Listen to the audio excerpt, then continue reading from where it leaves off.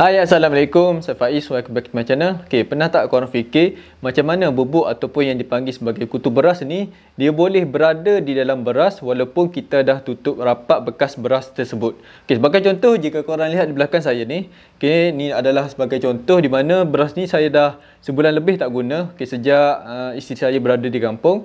Dan semalam, okay, baru semalam saya lihat beras ni, tiba-tiba ada bubuk ataupun kutu beras ni. Jadi saya pun mula berfikirlah, okay, macam mana bubuk ni ia boleh berada dalam beras ni walaupun saya dah tutup dengan kemas lah bekas ni. Okay, kalau korang lihat di sekeliling ni memang tak ada udara ataupun angin yang boleh masuk ke dalam bekas beras ni. Jadi di sini saya google sikit lah, okay, macam mana bubuk ni dia masih boleh berada di dalam bekas beras ni walaupun saya dah tutup dengan kemas bekas beras ni. Jadi mari kita lihat fakta macam mana bubuk ni dia boleh berada di dalam beras ni. Kutu beras atau nama saintifiknya Cytophilus oryzae atau turut dikenali sebagai bubuk merupakan masalah yang sudah lama wujud dalam industri pertanian. Walaupun tidak membawa bahaya kepada manusia, kutu ini amat berbahaya kepada bahan pertanian. Sering tertipu dengan beras yang kelihatan bersih semasa di kedai. Tahukah anda, kutu betina beras ini sebenarnya boleh meninggalkan sehingga 300 hingga ke 400 biji telur mereka di dalam beras per kaviti. Memang tidak terlihat pada mata kasar.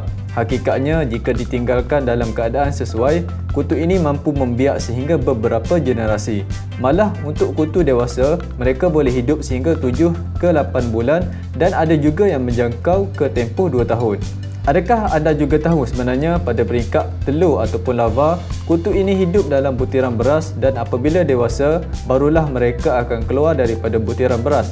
Walaupun tidak berbahaya kepada manusia, jangan pula anda basuh beras secara cincai-cincai ya. Mempunyai deria bau yang kuat, kutu beras amat sensitif dengan bauan seperti daripada cili kering dan daun pandan.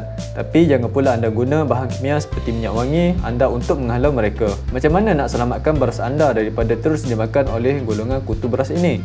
Yang pertama, jangan simpan beras dalam tempoh masa yang lama. Kedua, beli beras daripada kedai yang sentiasa mendapat bekalan baru. Ketiga, simpan beras di tempat yang kering dan kedap udara.